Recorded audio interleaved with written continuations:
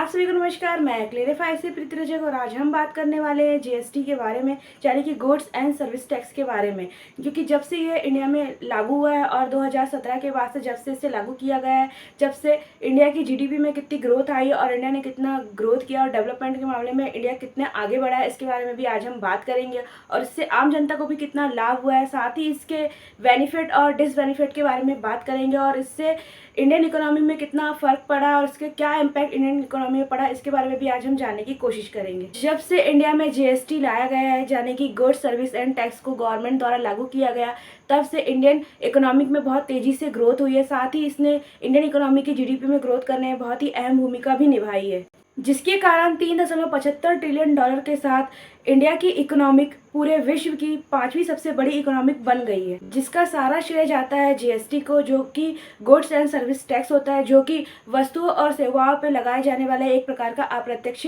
कर होता है। और इस टैक्स व्यवस्था को और ज़्यादा सरल बनाने के लिए 2017 को इंडियन गवर्नमेंट ने टैक्स लॉ पास किया था, जिसके बाद ही हर एक स्टेट में अलग अलग वस्तुओं और अलग अलग सर्विसों पे अनअपेक्षित और अलग अलग टैक्स लगाने वाली प्रक्रिया यानी कि वैट को ख़त्म कर दिया था और जीएसटी लागू हो गया था। इन टैक्सों को ख़त्म करने के बाद अब देश की आम जनता और व्यापारी और साथ ही कर्मचारियों को अब अलग अलग अननेसेसरी टैक्स पे नहीं करने पड़ते। साथ ही इन सभी टैक्सों को ख़त्म करने के बाद इंडियन गवर्नमेंट ने एक टैक्स में इन सभी टैक्सों को कन्वर्ट कर दिया और जिसे नाम दिया गया है जीएसटी, जिसे गुड्स एंड सर्विस टैक्स के नाम से भी जाना जाता है, और जिसमें इन्हें अलग अलग स्लैब्स में निर्धारित किया गया है, जिसमें 5%, 12%, 18% और 28% में कन्वर्ट किया गया है तथा ये हर एक क्षेत्र में अलग अलग टैक्स के रूप में दिया जाता है। लेकिन इसमें अगर चीज़ों के रेट तो बढ़ते हैं, लेकिन टैक्स हमें उतना ही पे करना पड़ता है। हर एक टैक्स को अलग अलग क्षेत्रों में इन स्लैब्स में निर्धारित कर दिया गया और अपने स्लैब्स के अनुसार और क्षेत्र के अनुसार आम जनता और व्यापारी इन स्लैब्स के अनुसार ही अपने टैक्स को पे करते हैं। जब से इन अलग अलग कर प्रणालियों को एक ही कर में व्यवस्थित कर दिया गया है, उसके बाद से टैक्स देने वालों की भी वृद्धि हुई है और जिससे भारतीय गवर्नमेंट के मुद्रा कोष में भी वृद्धि हुई है। साथ ही इंडियन इकोनॉमिक में भी तेजी से ग्रोथ देखने को मिली है। जब जीएसटी इंडिया में लागू किया गया था तो इसके पक्ष में बहुत से लोग नहीं थे तथा सबको यही लगता था कि जीएसटी पॉलिसी लाने से या जीएसटी लागू करने से देश की इकोनॉमी खतरे में पड़ जाएगी और ये देश की इकोनॉमी को खराब कर देगी। लेकिन आज पूरे 5 साल हो गए हैं और इन 5 सालों में देश की इकोनॉमी को बहुत तेजी से ग्रो होते हुए देखा जा रहा है और साथ ही इंडियन ट्रेड्स में भी बढ़ोतरी हुई है। साथ ही इंडिया के छोटे मोटे व्यापारी से लेकर बड़े व्यापारी भी अब अन्य स्टेटों में भी अपने स्टेट के साथ बिजनेस कर सकते हैं, अतः इसके लिए उन्हें अनएक्सपेक्टेड टैक्स को पे नहीं करना पड़ता है, जैसे कि पहले उन्हें पे करना पड़ता था, जिसके कारण उन्हें बहुत ही लॉस का सामना करना पड़ता था और कोई भी छोटा व्यापारी इस अलग स्टेट में अपना बिजनेस करने के लिए सोचता नहीं था और जिसके कारण उसे ग्रोथ करने का मौका ही नहीं मिलता। लेकिन अब ये मुमकिन हुआ है जीएसटी के द्वारा, जिससे वह अपने बिजनेस को अन्य स्टेटों में भी ले जा पा रहा है और जिससे देश की इकोनॉमी तो ग्रोथ हो रही है, साथ ही देश के छोटे व्यापारी के साथ बड़े व्यापारी और औद्योगिक क्षेत्र में भी ग्रोथ हो रही है। साथ ही इंडिया के ट्रेड भी बहुत तेजी से बढ़ रहे हैं। जब भी कोई व्यापारी पहले अदर स्टेट में व्यापार किया करते थे और अपना माल सेल करता था तो उसे हर एक स्टेट के हिसाब से हर एक टैक्स पे करने पड़ते थे और हर एक स्टेट गवर्नमेंट के अलग अलग टैक्सेस होते थे जो अपने मन चाहे हिसाब से वह वसूल करती थी और जिसके कारण हर एक स्टेट के लिए वस्तुएं महंगी होती जाती थी और उनके रेट बढ़ते जाते थे, जिनका सीधा असर पड़ता था आम जनता पे। आम जनता उन्हें एक्स्ट्रा पैसे देकर परचेस करती थी और उसे यूज़ करती थी, जिससे साथ ही व्यापारी को तो लॉस होता ही था और साथ ही स्टेट गवर्नमेंट वो सारा टैक्स अपने पास रख लेती थी और वस्तुएं बहुत ज़्यादा महंगी हो जाती थी और साथ ही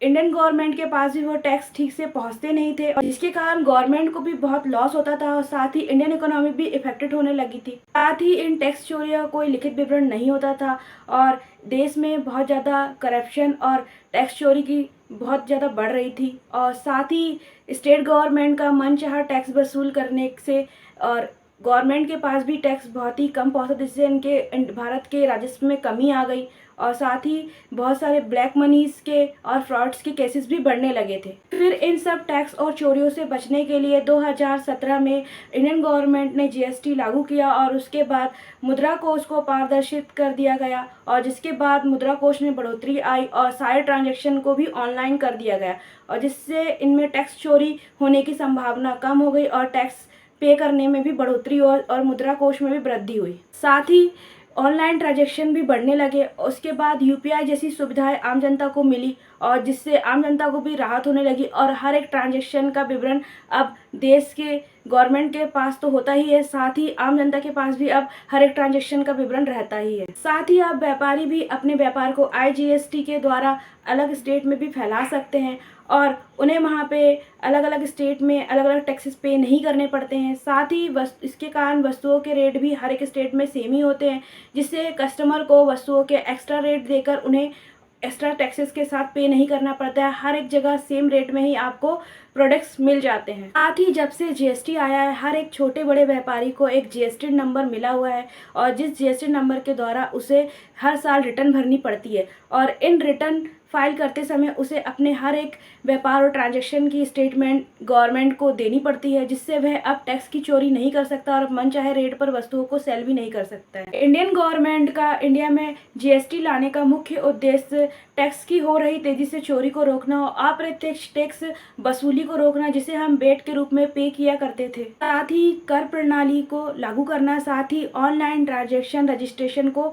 प्रणाली में लागू करना और इस प्रक्रिया को लाना, जिससे रिटर्न और वे बिल्स रिटर्न कर प्रणाली होने लगी और जिससे टैक्स चोरी भी बच गई और हर एक विवरण गवर्नमेंट के पास रहने लगा, जिससे इंडियन गवर्नमेंट के मुद्रा कोष में भी वृद्धि होने लगी। साथ ही GST लागू करने का मुख्य उद्देश्य स्टेट गवर्नमेंट की मनचाही टैक्स वसूली, जिससे अलग अलग स्टेट के अलग अलग टैक्सों की वसूली को रोकना था और साथ ही जिससे व्यवसायिक और व्यापारियों को विकास में वृद्धि हो सके और साथ ही जगह जगह पर हर एक स्टेट में चुंगी और प्रवेश द्वार और चौकी जैसे कर वसूली अभियान जो चलाए जाते थे उन पर रोक लगाना था और जिसके कारण इंडियन इकोनॉमी की ग्रोथ बहुत तेजी से हुई है और उसमें वृद्धि आई है। साथ ही स्टेट गवर्नमेंट की मनचाही टैक्स वसूली को भी रोकना था, जिसका सारा पैसा स्टेट गवर्नमेंट अपने पास रख लेती थी और टैक्स का पैसा इंडियन गवर्नमेंट के पास पहुंच ही नहीं पाता था और करप्शन भी बहुत तेज़ी से बढ़ रहा था। साथ ही ब्लैक मनी भी बहुत तेज़ी से बढ़ रही थी और फ्रॉड भी बहुत तेज़ी से हो रहे थे, जिसे रोकने के लिए GST लागू किया गया था। हाँ, GST की वजह से इंडियन इकोनॉमी कितनी तेज़ी से ग्रो हुई और इंडियन गवर्नमेंट को इतना प्रॉफिट हुआ।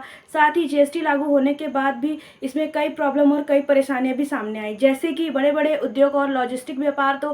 में तो ग्रोथ हुई और उनको डेवलपमेंट हुआ, लेकिन रियल इस्टेट और कपड़ा उद्योग व्यापारी साथ ही अन्य छोटे व्यापारियों को इन GST को लागू करने और समझने में बहुत समय लग गया और साथ ही इन्हें बहुत ज़्यादा परेशान होना पड़ा। साथ ही एक बात और सामने आती है कि जब से GST लागू हुआ है वह सभी सर्विसेज और वस्तुओं पे तो लागू होता है, पर वह पेट्रोल, डीजल और ऑयल पे कभी भी लागू नहीं हुआ, क्योंकि जब से GST आया है स्टेट गवर्नमेंट की अननेसेसरी टैक्स वसूल के लिए इनकम बंद हो गई है। उसके बाद उनके पास सिर्फ एक ही सोर्सेज बचता है, पेट्रोल, डीजल और तेल पर टैक्स लगाकर उन्हें वसूल करना, जिससे स्टेट गवर्नमेंट को बहुत ज़्यादा प्रॉफिट होता है और वो प्रॉफिट को स्टेट गवर्नमेंट अपने पास रखती है। साथ ही हर एक स्टेट के अलग अलग तेल, पेट्रोल, डीजल के रेट होते हैं और जिससे भी मनचाहा टैक्स वसूल करती है। साथ ही स्टेट गवर्नमेंट के साथ साथ इंडियन गवर्नमेंट को भी तेल, पेट्रोल और डीजल से बहुत ही ज़्यादा प्रॉफिट होता है, क्योंकि वस्तुओं में जब से GST लागू हुआ है तो GST बिल्कुल फिक्स हो गया है तथा वस्तुओं के रेट तो बढ़ते हैं लेकिन GST रेट जो होते हैं वो उतने ही होते हैं और सेल टैक्स से इंडियन गवर्नमेंट को उतना प्रॉफिट नहीं होता है जितना कि उन्हें पेट्रोल, डीजल और तेल से प्रॉफिट होता है और ये इंडियन गवर्नमेंट के अंदर आते हैं और जो कि टैक्स फ्री रखे गए हैं और जिससे इनसे बहुत ज़्यादा मात्रा में करोड़ों की तादाद में इनकम होती है। साथ ही आज इसीलिए पेट्रोल, डीजल और ऑयल की कीमतें बढ़ती रहती है और आए दिन बढ़ती जा रही है और मनचाहे रूप से इन्हें बढ़ाया और घटाया जाता है। प्रॉब्लम्स और प्रॉफिट एंड लॉस हर एक कंट्रीज और हर एक पॉलिसीज में तो होती है, साथ ही कुछ बेनिफिट्स भी होते हैं और इसके लिए अब हम कंक्लूजन पर आते हैं। 2017 से जब से GST लागू किया गया है इंडियन इकोनॉमिक्स में बहुत बड़ा असर आया। साथ ही ऑनलाइन ट्रांजैक्शन स्टार्ट होने से इंडियन गवर्नमेंट के पास पूरे स्टेटमेंट का ब्यौरा होता है, साथ ही आम जनता के पास भी पूरा स्टेटमेंट का ब्यौरा होता है, साथ ही जिससे ब्लैक मनी और टैक्स चोरी जैसे केसेस और फ्रॉड जैसे केसेस में कमी आई है और ये बहुत हद तक कम हुआ है। जब GST लागू हुआ था तो शुरू में आम जनता, छोटे व्यापारी और अन्य व्यापारियों को भी बहुत ज़्यादा परेशानी का सामना करना पड़ रहा था, लेकिन अब जैसे जैसे समय बीतता जा रहा है और विनिर्माण के कार्य हो रहे तथा इंडियन गवर्नमेंट नए नए प्रोजेक्टों पर इन्वेस्ट कर रही, नए नए प्रोजेक्ट चालू कर रही और सब जगह ग्रोथ देखने को मिल रही है इंडिया में। साथ ही इंडियन इकोनॉमिक में भी बहुत तेज़ी से ग्रोथ आई है और इंडियन कंट्रीज भी बहुत तेज़ी से डेवलप कर रही है। अदर बिजनेस और औद्योगिक क्षेत्रों में भी इंडिया बहुत तेज़ी से डेवलप कर रही है, जिसके कारण ये सब मुमकिन हो पाया है, इतने डेवलपमेंट सब जीएसटी लागू होने के बाद से। इसका सबसे बड़ा एग्जाम्पल देखने को मिलता है जब कोरोना जैसे पैंडेमिक सिचुएशन पर इंडियन इकोनॉमिक्स में कोई इफेक्ट नहीं पड़ा। साथ ही सारी सिचुएशन को इंडियन गवर्नमेंट ने कितने अच्छे से हैंडल किया। लेकिन कुछ क्षेत्रों में जैसे औद्योगिक क्षेत्र और लॉजिस्टिक्स क्षेत्र और अन्य क्षेत्रों में तो पैंडेमिक सिचुएशन का असर पड़ा था। साथ ही वह धीरे धीरे सुधार हो रहा है और इन चुनौतियों का सामना किया जा रहा है। इस बात को भी झुटलाया नहीं जा सकता कि समय के साथ साथ चीज़ें महंगी हो रही है और महंगाई बढ़ रही है। लेकिन इससे एक बात ये भी है कि आज तक वस्तुओं के रेट तो बढ़े, लेकिन जीएसटी को रेट को कभी भी बढ़ाया नहीं गया। टैक्स हम उतना ही पे करते हैं, बस वस्तुओं के रेट बढ़ते जा रहे हैं। ऐसा भी माना जाता है कि अगर जीएसटी इंडिया में लागू नहीं किया जाता तो इंडिया की इकोनॉमिक बहुत तेजी से लॉस में चली जाती।